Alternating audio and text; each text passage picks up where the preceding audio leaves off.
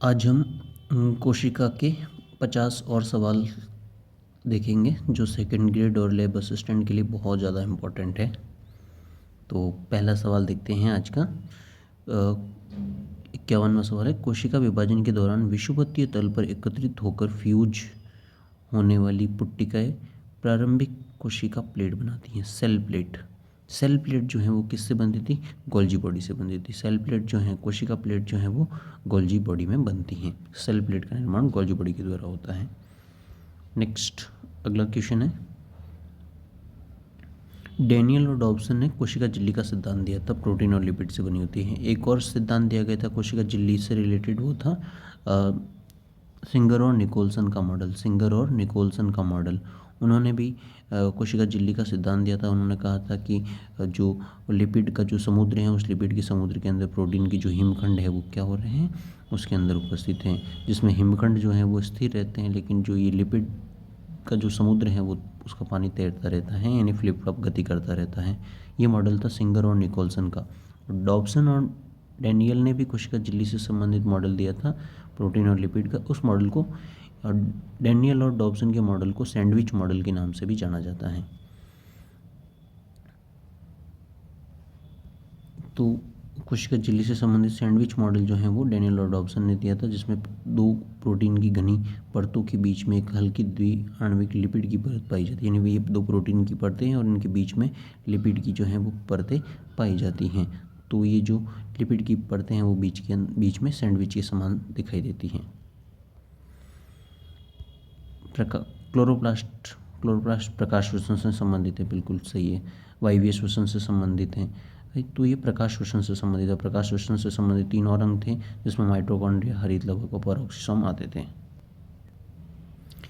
Next question है, किस अवस्था के अंदर यूकैरियोट गुणसूत्र का अधिकतम संकुचन होता है? इससे पहले भी हमने पढ़ा था, मेटाफेज के अंदर गुणसूत्र का अधिकतम संकुचन होता है। मेटाफेज स्टेज के अंदर यूकैरियोट गुणसूत्र का अधिकतम संकुचन होता है। मेटाफेज अवस्था के अंदर गुणसूत्र जो होता है वो सेंट्रोमियर सहित मध्य प्लेट पर व्यवस्थित होता है। मेटाफेज में एकदम सेंट्रोमियर जो होता है वो बीच के अंदर उपस्थित होता है। इससे पहले भी हमने पढ़ा था कि गुणसूत्रों की मार्फोलॉजी मेटाफेज के अंदर, गुणसूत्र की मार्फोलॉजी का अध्ययन मेटाफेज के अंदर और एनाटॉमी का अध्ययन जो है वो एनाफेज के अंदर किया जाता है। मेटाफेज में तर्कतंतु का निर्माण पूर्ण रूप से हो जाता है।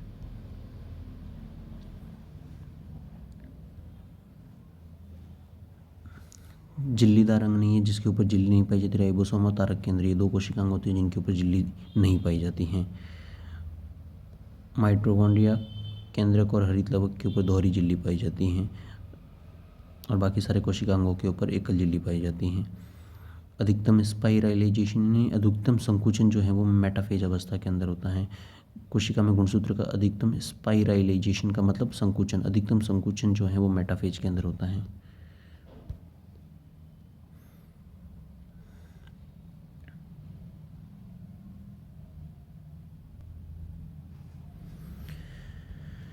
डीएनए प्रतिकृति के किस चरण में? डीएनए रेप्लिकेशन जो है वो एस फेज के अंदर होता है। एस फेज के अंदर आपने पता है कि G1 फेज होती थी, एस फेज होती थी और फिर G2 फेज होती थी। G1 फेज के अंदर आरएनए और प्रोटीन का संश्लेषण होता था। एस फेज के अंदर डीएनए की मात्रा डबल हो जाती थी, लेकिन गुणसूत्रों की संख्या में कोई परिवर्तन नहीं होता था और तारक केंद्र का द्विगुणन होता था इसके अंदर।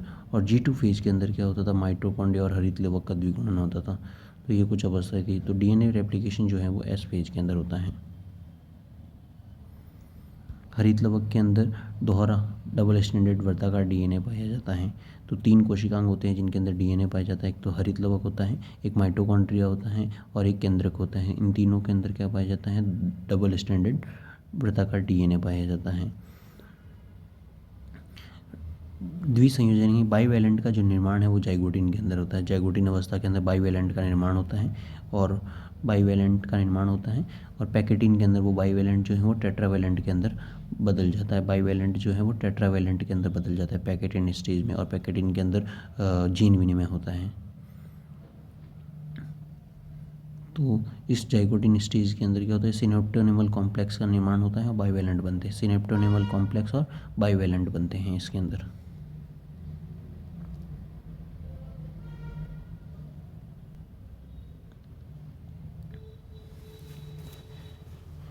द्विगुणित जीवों में क्रॉसिंग ओवर के लिए जिम्मेदार होता है। द्विगुणित जीवों में क्रॉसिंग ओवर के लिए जो जिम्मेदार होता है वो पुनर्संयोजन होता है। क्रॉसिंग ओवर की वजह से क्या उत्पन्न होते हैं? पुनर्संयोजन की वजह से क्रॉसिंग ओवर होता है। पैकेटिन स्टेज के अंदर क्रॉसिंग ओवर होता है। ये समजात गुणसूत्रों के असमजात अर्ध गुणसूत्रों के मध्य ही होता है और क्रॉसिंग ओवर जो है वो पुनर्संयोजन के लिए जिम्मेदार होता है। किस कोशिकांग में डीएनए मौजूद नहीं है? आपको पता है कि 3 कोशिकांग हैं जिनके अंदर डीएनए होता है। एक माइटोकॉन्ड्रिया के अंदर होता है, एक केंद्रक के अंदर होता है और एक हरित लवक के अंदर होता है। गोल्जी बॉडी के अंदर जो है वो नहीं पाया जाता है। प्रकाश शोषण के लिए आपको पता है 3 कोशिकांग थे, हरित लवक, माइटोकॉन्ड्रिया और पेरोक्सिसोम। तो ये 3 कोशिकांग क्या होते हैं? इनके अंदर प्रकाश शोषण होता है।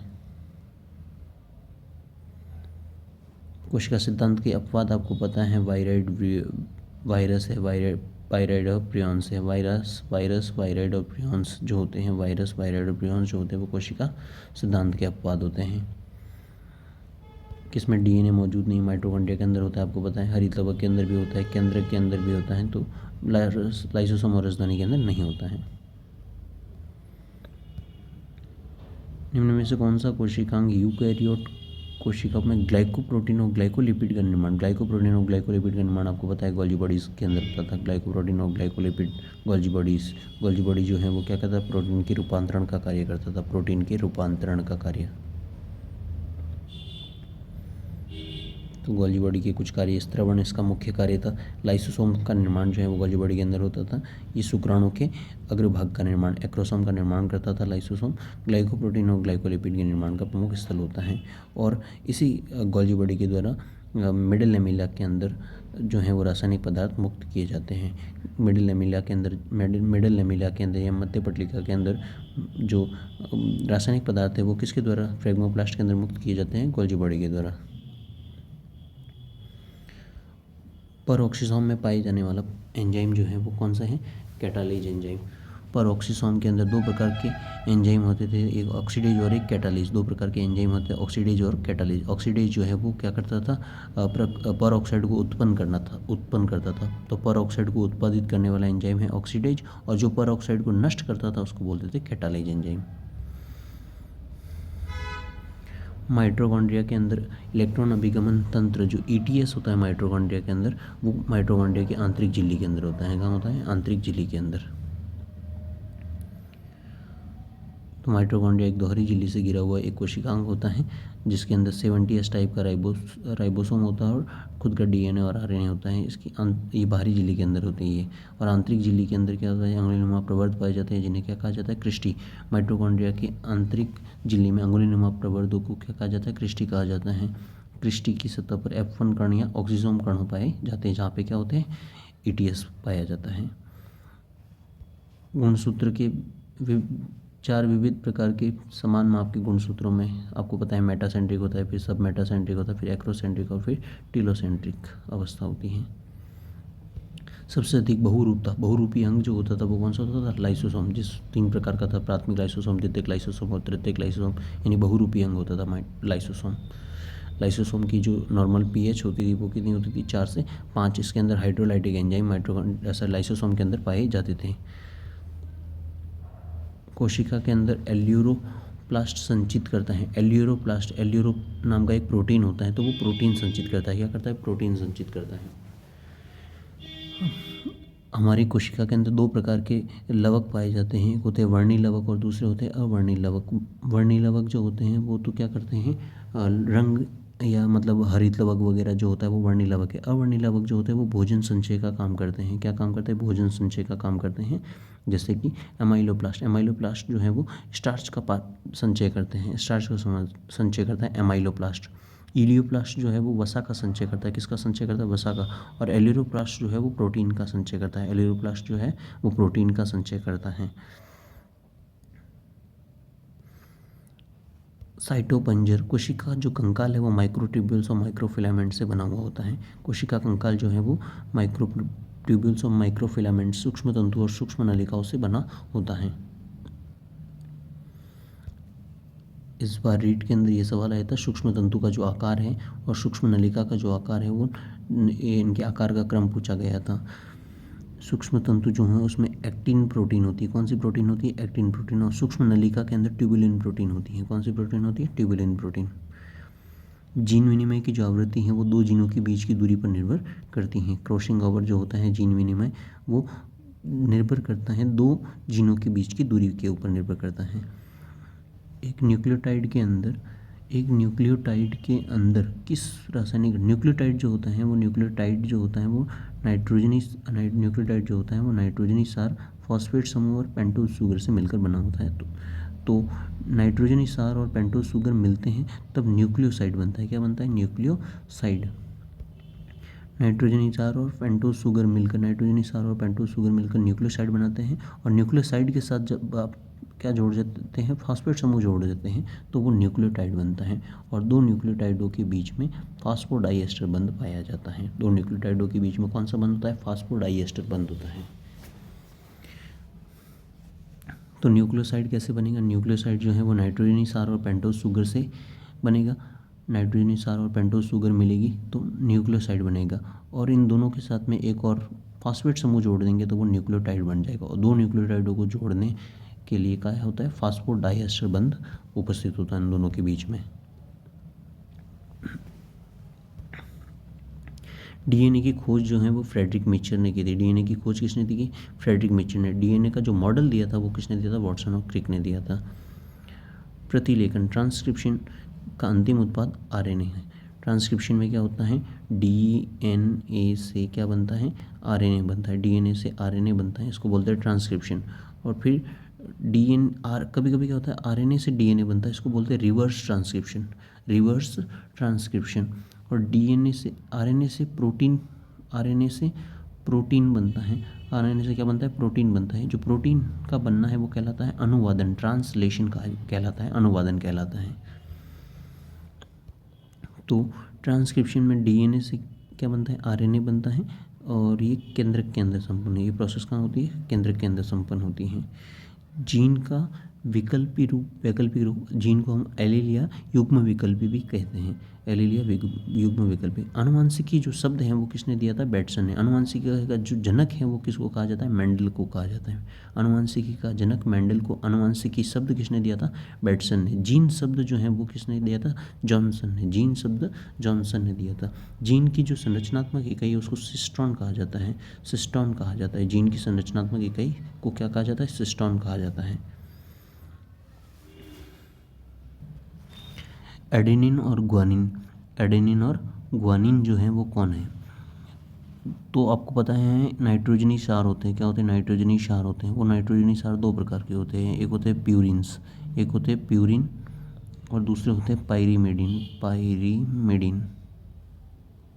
प्यूरिन जो है वो होते हैं ए और जी और TCU, ये तीनों जो होते हैं वो पायरीमेडिन्स होते हैं। ये एडेनिन और ग्वानिन जो होते हैं वो प्यूरिन्स होते हैं। क्या होते हैं? एडेनिन और ग्वानिन प्यूरिन्स होते हैं। और पायरीमेडिन के अंदर थाइमिन है, साइटोसिन और यूरेसिल, ये तीनों जो होते हैं वो क्या होते हैं? पायरीमेडिन्स होते हैं।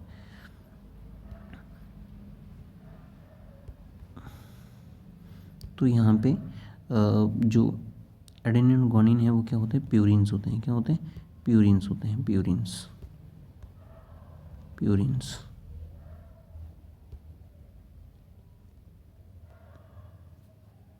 एडेनिन और ग्वानिन जो होते हैं वो प्यूरिन्स होते हैं। और थाइमिन, यूरेसिल और साइटोसिन ये तीनों क्या होते हैं? पायरीमेडिन्स होते हैं।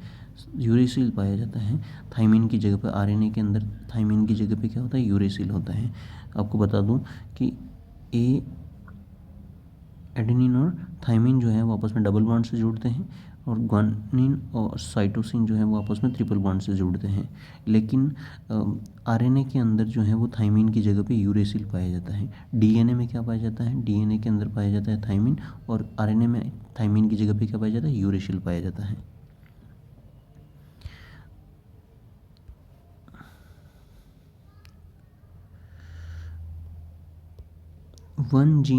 वन एंजाइम की जो थ्योरी है, वन एंजाइम की थ्योरी वो बेडल और टॉटम ने दी थी। किसने दी थी? बेडल और टॉटम ने वन एंजाइम की थ्योरी दी थी। जीनोम द्वारा उत्पादित आरएनए अणुओं के पूर्ण परिपूरक को ट्रांसक्रिप्टोम कहा जाता है। जीनोम द्वारा उत्पादित आरएनए अणुओं का पूर्ण परिपूरक जो है, आरएनए का पूर्ण परिपूरक, वो क्या कहलाता है? ट्रांसक्रिप्टोम कहलाता है। लैम्ब्रुस जो डीएनए, लैम्ब्रुस जो गुणसूत्र हैं वो डिप्लोटिन स्टेज के अंदर दिखाई देते हैं। लैम्ब्रुस डीएनए कौन सी स्टेज में? डिप्लोटिन अवस्था के अंदर दिखाई देते हैं। डिप्लोटिन LJPDD, डिप्लोटिन के अंदर डीसिनेप्सिस की प्रोसेस होती है, काइज़मेटा का निर्माण होता है और लैम्ब्रुस डीएनए इस गुणसूत्र जो है वो इसके अंदर दिखाई देते हैं। डीएनए आधारित आरएनए पॉलीमरेज एंजाइम डीएनए के एक रज्जु पर अनुलेखन को उत्प्रेरित करता है। उस रज्जु को टेम्पलेट स्ट्रैंड कहा जाता है। उस रज्जु को क्या कहा जाता है? टेम्पलेट स्ट्रैंड कहा जाता है। निम्नलिखित में से कौन सा एक माइटोकॉन्ड्रिया का चिह्नक है? माइटोकॉन्ड्रिया का चिह्नक जो होता है वो सक्सिनेट डिहाइड्रोजिनेज जो एंजाइम होता है वो माइटोकॉन्ड्रिया का चिह्नक होता है, जो कि माइटोकॉन्ड्रिया की आंतरिक झिल्ली के अंदर पाया जाता है। माइटोकॉन्ड्रिया की आंतरिक झिल्ली के अंदर एक सक्सिनेट डिहाइड्रोजिनेज एंजाइम पाया जाता है, जो कि माइटोकॉन्ड्रिया का चिह्नक होता है। इनमें से कौन सा मिलान सही मिलान है? डाइसैकेराइड। डाइसैकेराइड यानी दो सुक्रोज के दो अणु जुड़े हो। ग्लूकोज एक मोनोसैकेराइड होता है, फ्रक्टोज भी एक मोनोसैकेराइड होता है, सेलुलोज एक पॉलीसैकेराइड है। सेलुलोज क्या एक पॉलीसैकेराइड है, और काइटिन भी एक पॉलीसैकेराइड होता है। तो ये रॉन्ग है, यहाँ पे पॉलीसैकेराइड सेलुलोज एक सही आंसर है। पॉलीपेप्टाइड श्रृंखला के बनने पर सर्वदा उस कोडॉन स्थल पर होता है जिस पर एक विशेष अमीनो अम्ल कोड करता है, उसको बोलते हैं मिथ्योनिन। AUG जो कोड होता है, AUG कोडॉन जो होता है, AUG कोडॉन जो कि मिथ्योनिन को कोड करता है, वहाँ से अनुलेखन की जो है वो शुरुआत होती है, प्रारंभ होता है अनुलेखन का। अनुलेखन यानी अनुलेखन का मतलब डीएनए से क्या बनना? आरएनए बनाना। डीएनए से क्या बनना? आरएनए बनना। इसके 3 स्टेप्स होती है। सबसे पहली जो स्टेप्स होती है वो होती है अमाइनो एसिड का एक्टिवेशन, अमाइनो एसिड को एक्टिव करना, फिर है अमाइनो एसिड को टीआरएनए पे स्थानांतरित करना, और तीसरी स्टेप जो होती है पॉलीपेप्टाइड श्रृंखला का बनना, जिसमें मिथ्योनिन जो है वो को कोड करता है कौन? AUG कोड जो है वो मिथ्योनिन को कोड करता है। उसके बाद में है ग्लाइकोजेन का कौन सा एंजाइम? H2O2 को H2O और O2 के अंदर तोड़ा ही नहीं, H2O2 यानी पर ऑक्साइड का क्या कर रहा है? विघटन कर रहा है। पर ऑक्साइड का विघटन जो है वो कैटालेज एंजाइम के द्वारा होता है। A और B कथनों पे विचार कीजिए और कौन सा कथन सही, इस पे बारे में बताएं। A और B डीएनए दाहिनी ओर होते हैं, ये बिल्कुल सही है। A और D जो होते हैं वो दाहिनी ओर उनका कुंडलन होता है। Z डीएनए का बाई ओर होता है। ABC के तीनों के अंदर न्यूक्लियोटाइडों की संख्या समान नहीं होती, तीनों के अंदर न्यूक्लियोटाइडों की संख्या जो होती है वो अलग अलग होती है। वो डीएनए का जो मॉडल है वो किसने किया था? वाटसन और क्रिक ने दिया था। ये तीनों बातें सही है, पहली, दूसरी और चौथी बात सही है।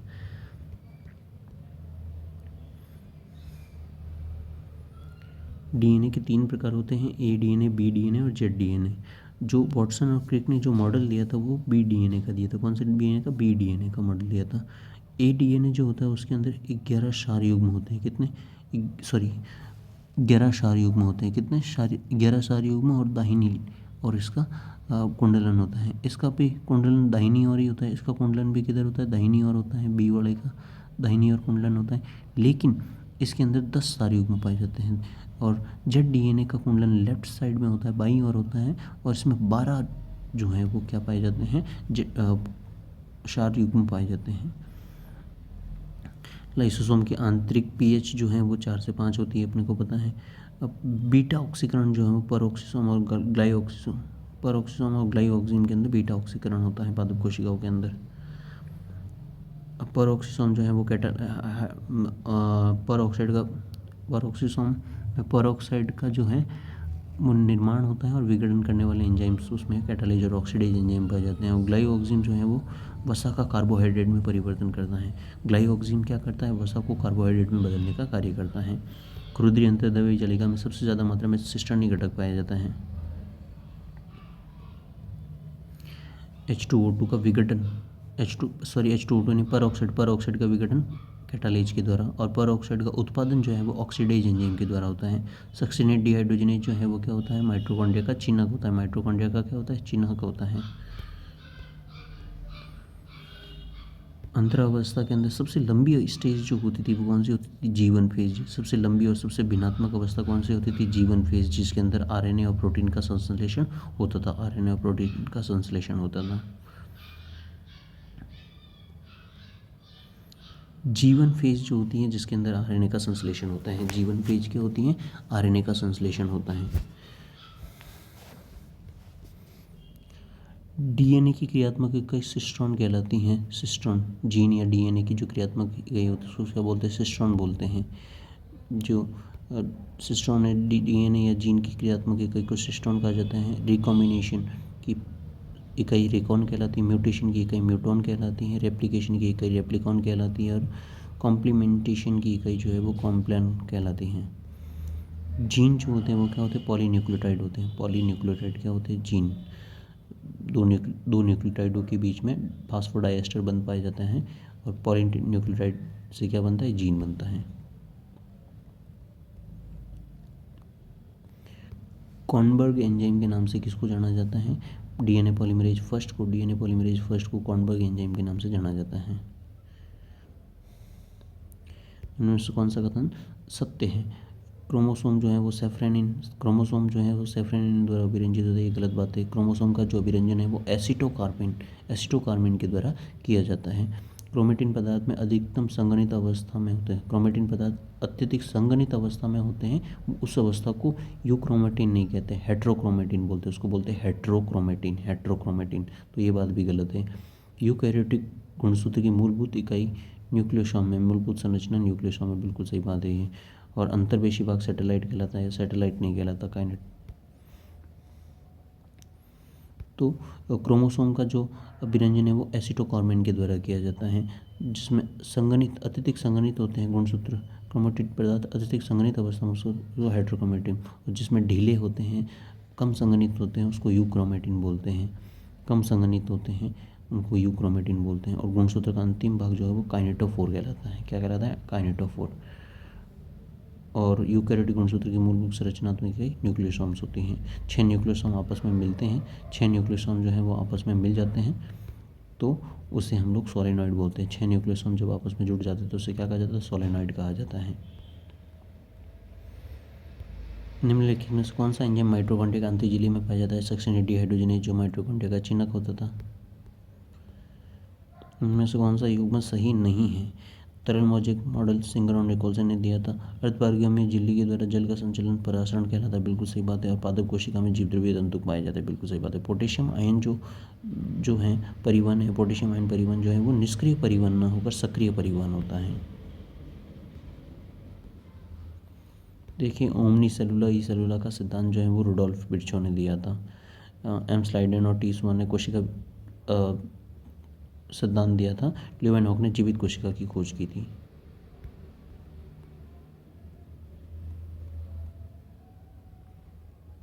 और ये आज का अंतिम प्रश्न,